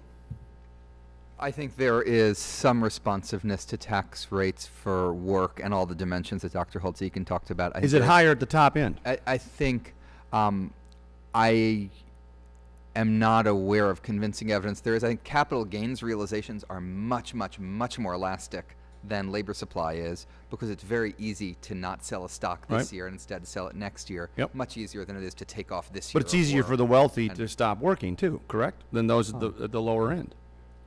I think people have a lot of different motivations for work. For primary earners, there's not a lot of responsiveness of work to tax rates. For secondary earners, there is. Let's move to income inequality, because I'm fascinated by this topic. If we've got a rising economic growth and every quintile is going up, but we've got Jeff Bezos or we've got Steve Jobs or Bill Gates, and they go up a whole lot, my goodness, that's a rise in income inequality. Juxtapose that with the Great Depression. Everybody's income fell, but there's a bottom to that. So income inequality actually shrinks during a downturn. Why are we so focused on income inequality? And show me where changes in the marginal tax rates have any effect at all on income inequality that's primarily an educational, socioeconomic issue. Let's start with Dr. Diamond there quickly. Well, we saw this during the Great Recession. Inequality actually reduced a little bit as the rich were hit. I mean, so it's an important factor. I mean, I think it's important to be concerned about how everyone's doing. I don't think it's an overriding factor, or let me say, I don't think we should necessarily respond. Can taxes make a difference? Raising marginal tax rates. Taxes can make a small difference, but they're not going to solve a problem that's caused by something other than taxes. Unfortunately, my time is up. I could go on for another 10, 15 minutes if you'd like, but I think my Your time has I yield- I expired, the yield- gentleman from Minnesota. I now yield 5 minutes to the gentlelady from Texas, Ms. Jackson Lee. I'd be delighted for the gentleman to keep going, because I'm trying to, with my dear friend, understand his line of reasoning. But let me refer ourselves, gentlemen and ladies, to the tale of two cities. That's why we're concerned about income inequality. I can't imagine that we would sit here and talk about not being concerned whether Americans are dragging themselves through the streets with no jobs and maybe nothing to eat, since nutrition and lack thereof is one of the high elements of this country, whether or not children can be educated and young people can get a college education. That's income inequality. And this budget, from my perspective, as we indicated before, let me not try to paint the rosy scenario program. I don't know if anyone knows her, but she's missing in action today. I would clearly say that this is a dead-on arrival budget. And I don't know why we're so fearful of going back and comparing Reagan and Clinton in the years where under Reagan we had a $1.4 trillion deficit. Clinton had a $63 billion surplus. Reagan had a 3.64 growth. Clinton 3.82, created 22 million jobs. Monthly, Clinton created 242,000 jobs with 166 by President Reagan. Both of whom I certainly respect as presidents because they handled themselves as presidents. President Obama was a good custodian of the work that Bill Clinton had done. But here we are today traveling down a path that makes absolutely no sense. So let me just quickly try to raise some points on the basis of history. September 25th, 2008, I recall, I was here. I was here in 2007, Dr. Furman. That was a debacle when Lehman Brothers was not bailed out while others were. That was when we went home to Americans and they could not believe it, and they said to us, don't bail anyone out, don't do anything. They were in shock, but we were on the verge of collapse, and Wall Street did take a deep dive.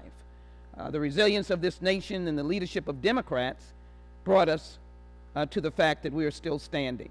So my question is, if you look at the budget overall, I want you to answer two questions. One, and I'm going to ask the other panelists, the value of the CBO analysis that we've always done. Is it important that Congress looks at an independent arbiter to deal with numbers? CBO has done that.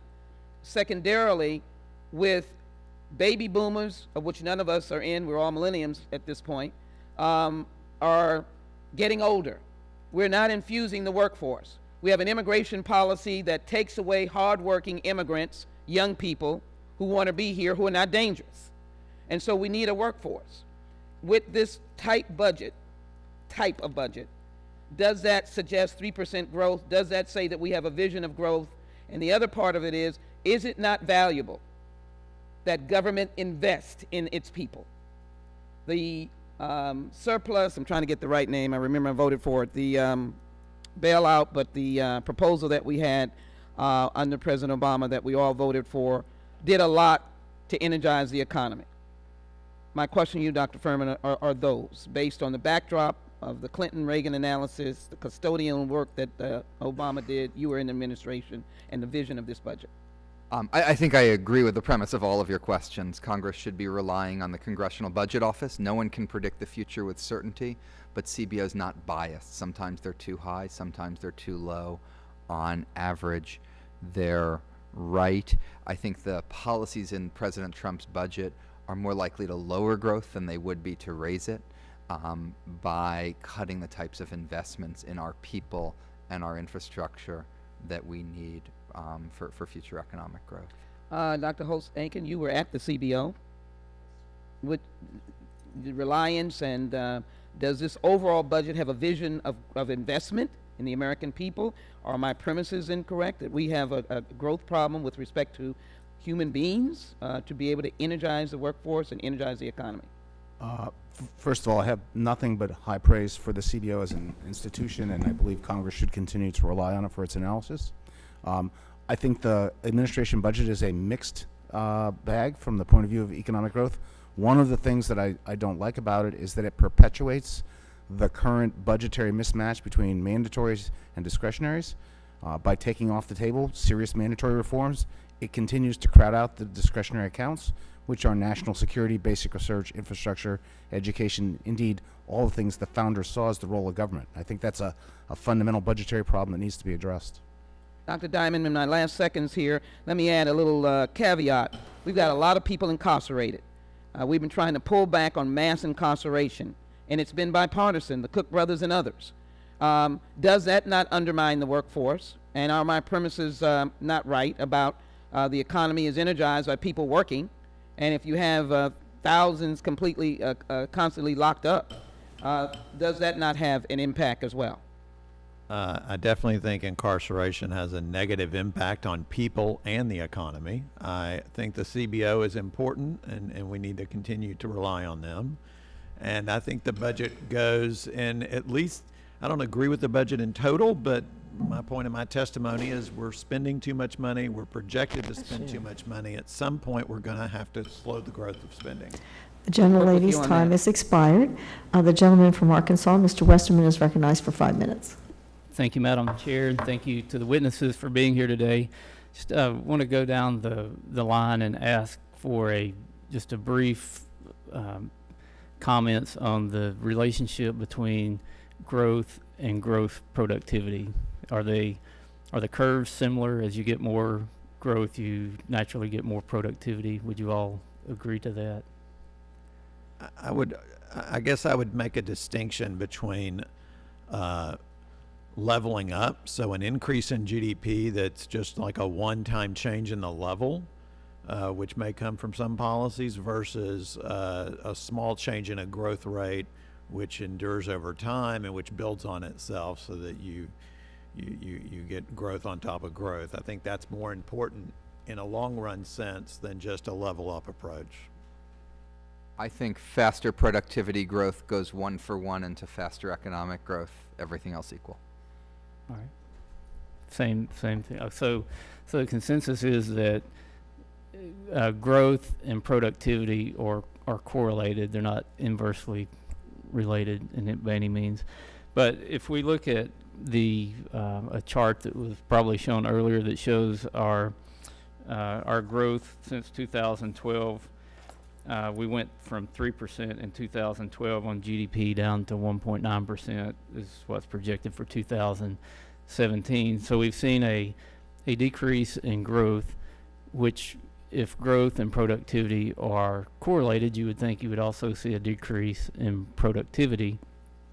However, we also see a low labor participation rate. So I would argue that over that same time period, if we look at productivity on a per capita basis, we've actually seen an increase in per capita productivity. Would anybody care to comment on that?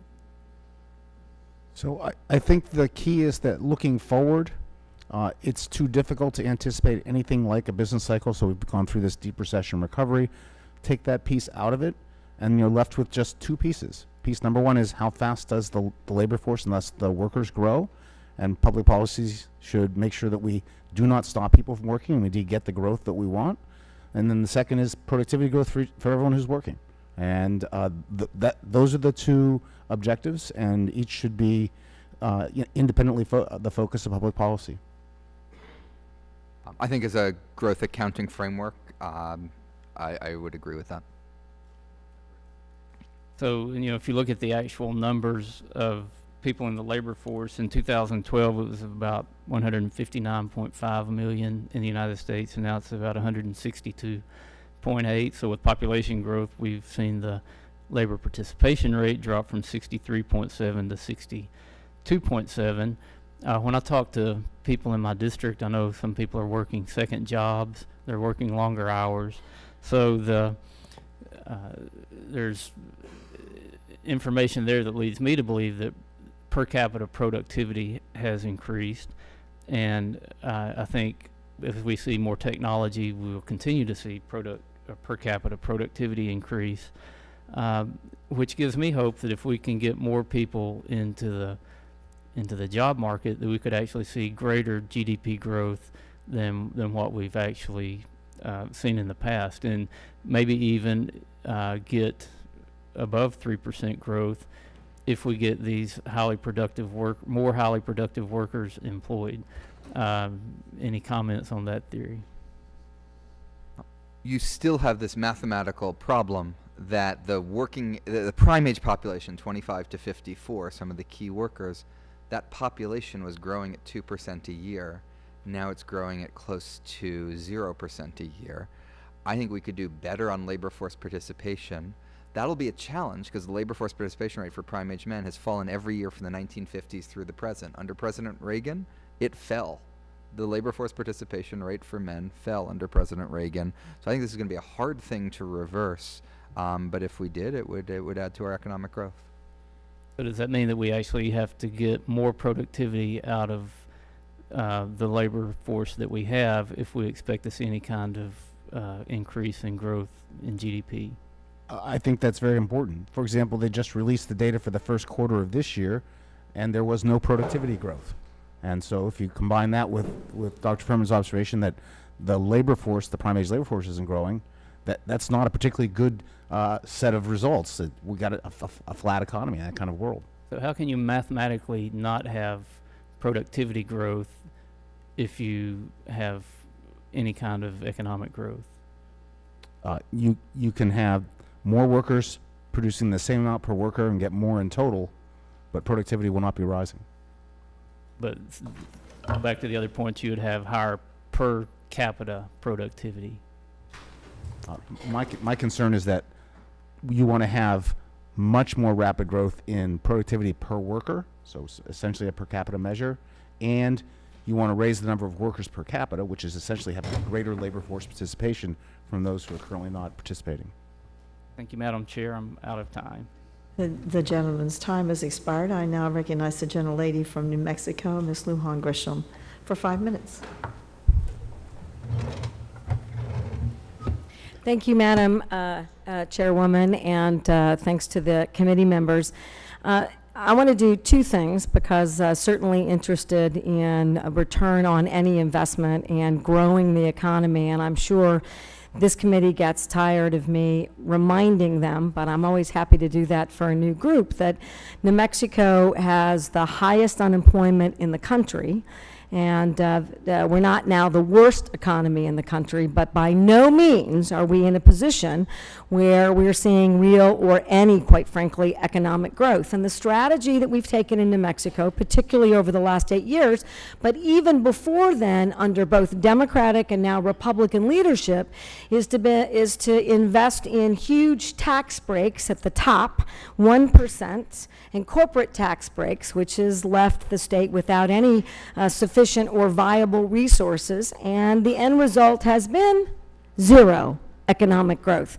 No trickle-down investments, no effort that's given us any aspect of a strategy. So for me, living that in my current state and situation, I don't see how these strategies are going to work at a national level. And if we're looking for something where there's bipartisan agreement on clear economic growth, I'm interested in your opinions about comprehensive immigration reform, which particularly in a state like mine provides an immediate return into the pocketbooks of every New Mexican, as well as stabilizing and moving growth for a variety of industries, not just ag and for us healthcare and long-term care, but entrepreneurship, in fact, which we lead in the nation, and I need to be careful because I haven't checked that data at least in an hour.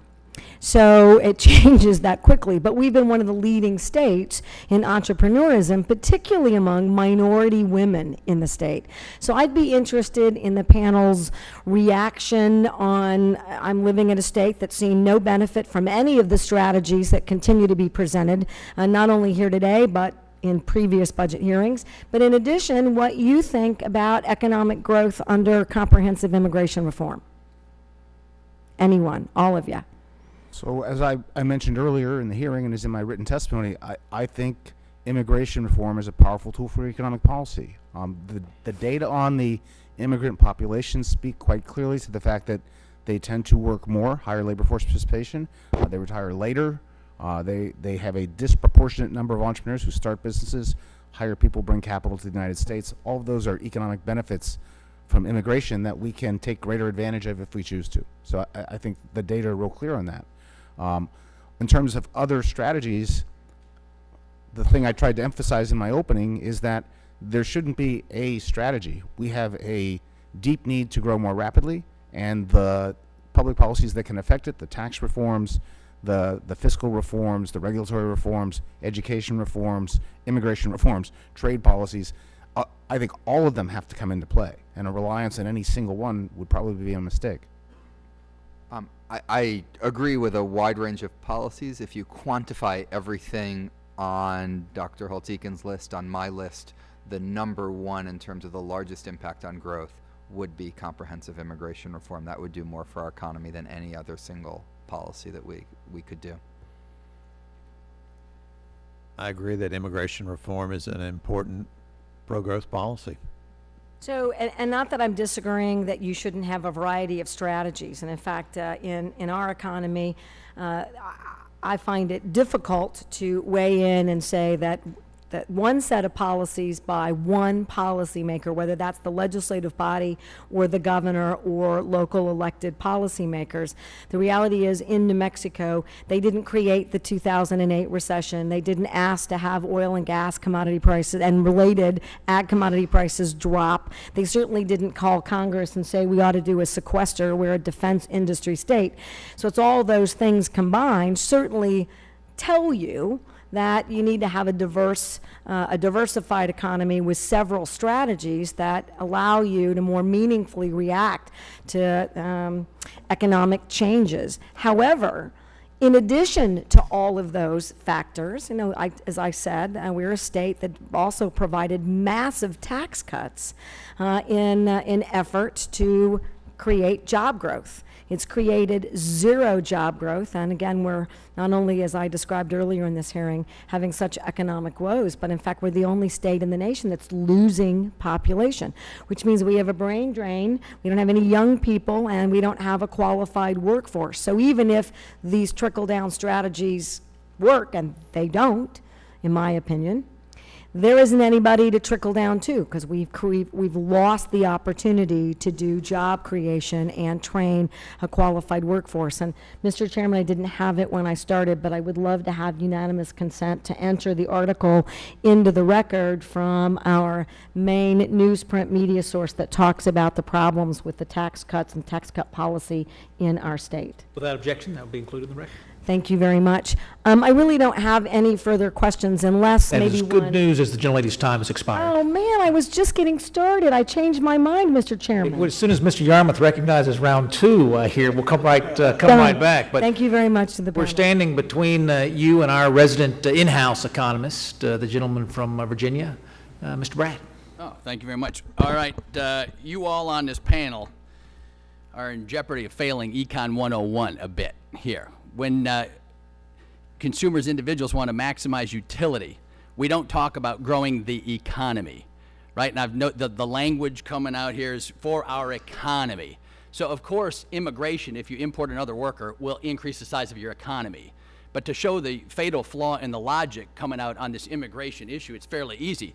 Let's just import the whole world, right? Let's just have 7 billion people move to the United States of America, right? So that will be the biggest economy you've ever seen, right? It'll increase our GDP by 400% or whatever, right? Global, and not one person will be better off, right? So Econ 101 says, what do people care about? They care about GDP per capita after transfers and taxes, right? That's how you maximize utility. None of you, I don't think you can show me any papers that show, right, the average folks coming across the border from Mexico, South America, 10th grade education, all children of God, right? No issue there. We're just talking economics. They'll come in, they'll make 20 grand. If you got 2 kids in education, that's 26 grand. You're upside down. And we're only 100 trillion light on unfunded liabilities right now and 20 trillion light on debt, right? Because we've screwed up the logic and haven't paid any attention to productivity growth. So we are stuck in a bind, and so you're offering us the little ray of hope you can. Well, in the short run, right, there's a pig stuck in a python called the demographic thing. Gee, I wish we would have known that about that 10 years ago. Well, we did. It's just total political failure on all fronts, right, to plan for the Medicare system and Social Security are insolvent in 2034. It's upside down. And so you're saying bring in folks in order to solve a temporary problem, which it will, right? You might get a little bit more tax revenue short run, you grow the economy, but I don't know where to start on that one. If you can show me any papers that show immigration helps increase productivity and GDP per capita after taxes and transfers, I'm wide open to that. Second, my colleague, Mr. Jeffries over there, talked about, well, we had $1.4 trillion deficits coming out of the Bush years. And so, the Obama economy, we had to fix that. Again, just a colossal error in Econ 101. What caused the financial crisis? And there's no debate. Everyone agrees the financial crisis started in the housing sector. Do you know any private sector bank that would give liar loans and no income loans for mortgages? No. Only the federal government is capable of that genius move, right? And so just go look up Fannie and Freddie and Mr. Johnson and that empire he set up across the country, and you'll find out why we had $1.4 trillion deficits. Now let me get to the whole point here on productivity. On the other side of the aisle, they have all sorts of immigration, pre-K, education, etc. No literature, nothing's been presented that will increase GDP growth, right? Per capita, etc. Right? I was in education for 20 years, so it sounds great. Another 1,000. How much do you need? Right? How many more thousands? We spend 14 grand per kid right now per year, and I teach freshman economics, and the kids don't know what a business is after 13 years in K-12. They don't know what a price is. They don't know what a cost is. They don't know what a profit is. Great. And in higher ed, it's widely taught that business on the supply side is morally corrupt, right? K-12 is neutral. Higher ed is not neutral, right? So gee whiz, I wonder why productivity growth isn't great when we teach people that the supply side is a pejorative, nasty word. So demand curve, supply curve, right? Demand curves are consumers, supply curves all business. And the supply curve is the supply side of the economy is bad? Really? Everybody that produces goods and services is bad? So what we don't hear from the other side, we've had demand side stuff forever, right? Bailouts and non-ending demand stuff. There's no productivity growth, right? It's flatter than a pancake. Capital investments flatter than a pancake. And so I'm dying to hear something from the other side that will enhance productivity growth. And they did have, President Obama, a majority in the House, Senate, and whatever. So if you want to do productivity enhancements, why didn't they do it? So I just see a collapsing argument on the other side. I don't see anything they've proposed over 8 years that enhances productivity growth. And on the contrary, they're saying supply side incentives are bad, right? It's trickle down or some pejorative term like that. And so I've already blown through my time. But you all did hit pay dirt. You all said productivity is the whole story, right? And so if you can help me show, if you can present this panel and both sides with some economic papers on how immigration will enhance GDP growth per capita after taxes and transfers, I'd love to see that.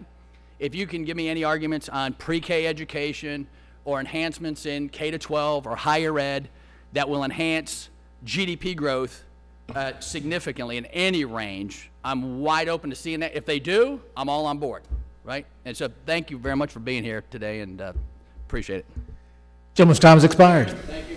Thank you for forbearance. I'll recognize myself for 5 minutes. I want to pick up where my colleague left off. It is true, I'm not an economist, I'm a lawyer, and so I rely on you all, and you come together with a lot of good maxims that I try to apply. One of those maxims is, and Dr. Furman used it in his opening statement, infrastructure spending is good for GDP, but it's not good in the same way to build a sidewalk out in front of my house as it is to build a rail line that runs coast to coast. And so you supply me with the maxims, but then the conversation tends to end there. For example, immigration. No, do I need folks to pick carrots in South Georgia? Absolutely do. Am I running out of families who are having 3.5 kids and raising them all to pick carrots? I absolutely am. But I also need more nuclear physicists and more entrepreneurs on and on. So let me start with you, Dr. Holtz-Eakin. You mentioned that 35 years used to be the time period for doubling our standard of living. Now that's almost doubled. Is your analysis that is systemic to the American economy, or that is because we are a participant in the world economy? It's a set of facts about the U.S. economy. They are driven by a decline in productivity growth. That's the key element. And as Dr. Furman pointed out, we're not the only country that has seen a decline in productivity growth. I'd hesitate to draw any causal errors. Our productivity is worse because theirs worse. I'm a big believer that we should set our public policies to focus on the U.S. economy and its capacity to grow. Though to Mr. Bratt's point, we do set public policy. I'm not sure it is focused on the economy as much as it's focused on the realization of the individual. We'll give you a college loan to go get any liberal arts degree you want in the country. I'd love to see the paperwork that says getting a liberal arts degree helps the economy more than learning an applicable skill on day one, and those papers may be there as well.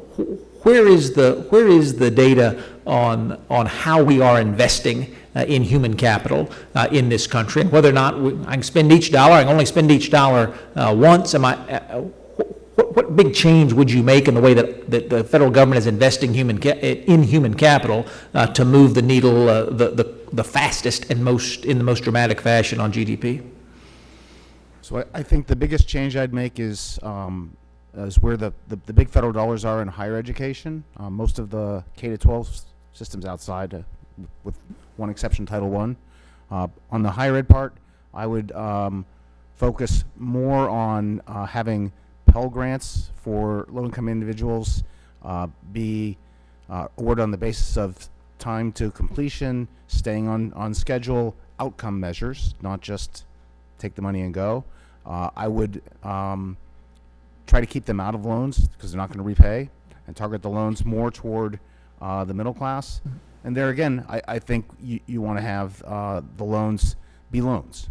This notion that loan forgiveness it should be the top priority just strikes me as mixing terms. They're not loans then, they're grants. It is true. If I've asked you to invest in something that's not giving you a good ROI, then I've asked you to do the wrong thing. Now, Dr. Furman, is it obvious to you what needle you would move on investments in human capital in this country to get better outcomes? I would invest more in preschool.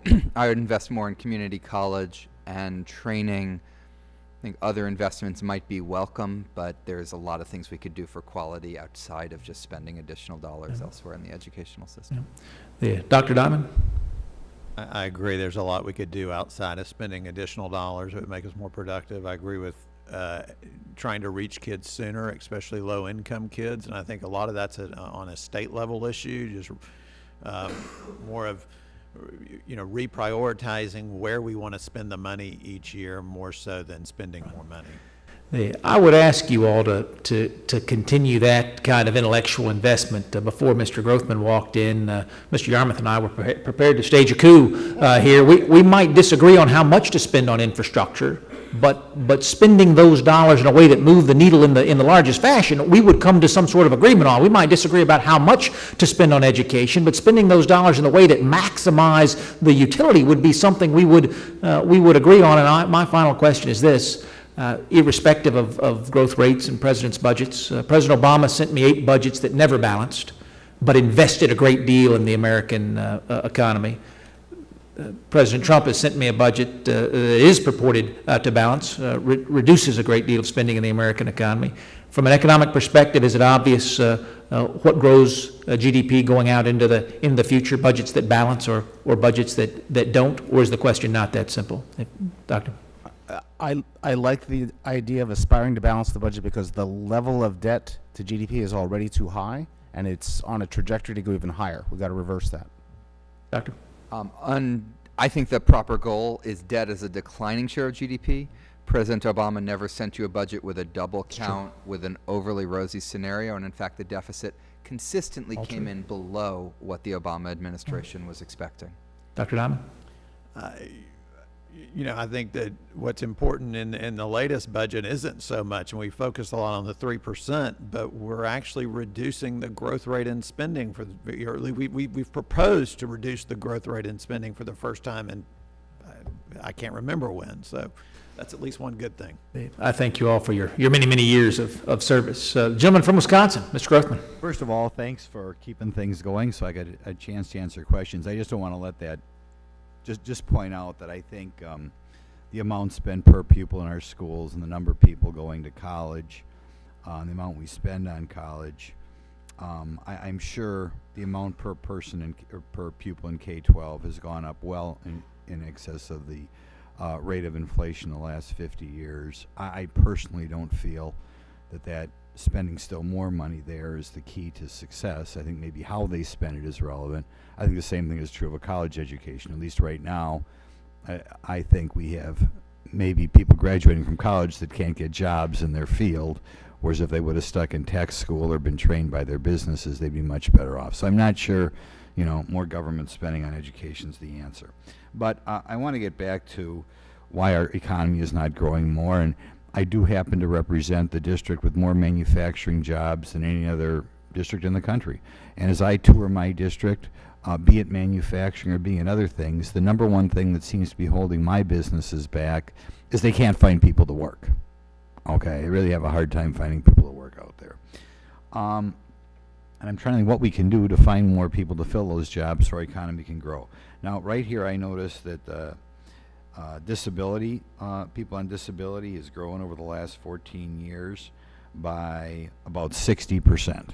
And that's despite the fact that I think over time, our farms, certainly our manufacturers have gotten safer and safer. So normally common sense would say, given how much safer things are going, you'd figure the number of people on SSDI is dropping. I realize the population is getting a little older. But when I look at this chart, I see, if we had the same percentage of people on disability overall that we did 14 years ago, maybe we'd have another 2.5, 3 million people going to work, and the economic figures should be going up all the quicker. Does anybody care to comment as to whether they feel that, if we're a little bit more careful about who we're putting on disability, and I realize there are people who are generally disabled and need the help, I don't have a problem there, but if we're a little bit more careful, maybe we'd be able to jumpstart economy as these people would fill all the jobs out there that are going wanting.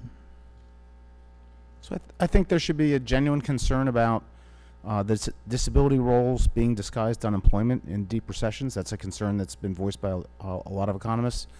In looking at the program, I think a second thing gets less attention, and that's the fact that very few people ever exit the disability roles. And there are, I think there's a good reason to look at that, in particular with young Americans who get classified as disabled. They're on SSDI.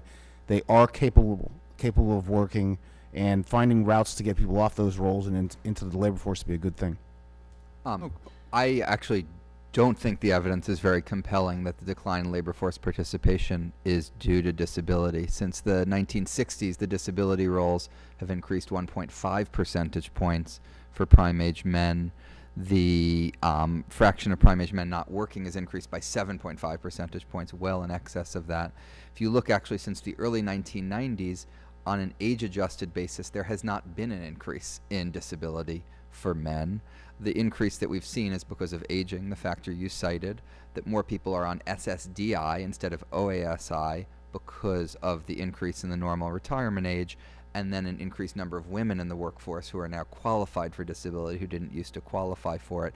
Those are the factors that explain the increase, not some increased generosity. So I think we can look to reform the disability program. There's improvements we could make. I wouldn't start from a premise that that's the primary source of our work problems or would be a major solution to them. Another question. When I talk to my employers, particularly on the lower end of the wage scale, they find people are not wanting raises, don't want to work full-time because it digs into their benefits, be it affects their low-income housing, their health insurance benefits, their food share. I know the number of people on food share has gone up from 17 million in 2001 to 43 million last year, which is kind of dramatic.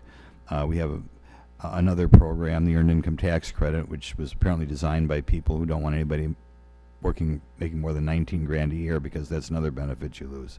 To what degree do you think the economy is stagnating because of what I am told by my employers, that people are intentionally not making as much as they can to get the government benefits? Want to take a shot at it, Dr. Diamond?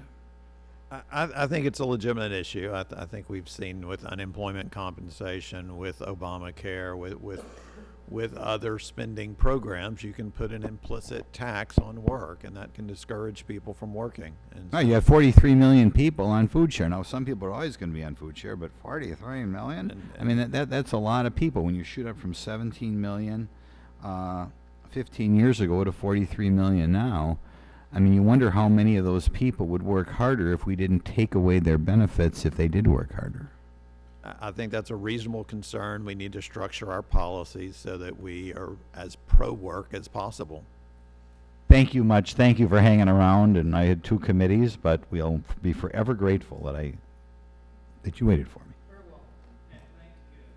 Thank you, gentlemen, for spending the morning with us. Dr. Holtz-Eakin, Dr. Furman, Dr. Diamond, thank you very much for your testimony. Please be advised that members may submit questions in writing for you, and those answers will be placed in the record as well. Any member who wishes to submit questions or any extraneous material may have 7 days to do so. With that, the committee stands adjourned.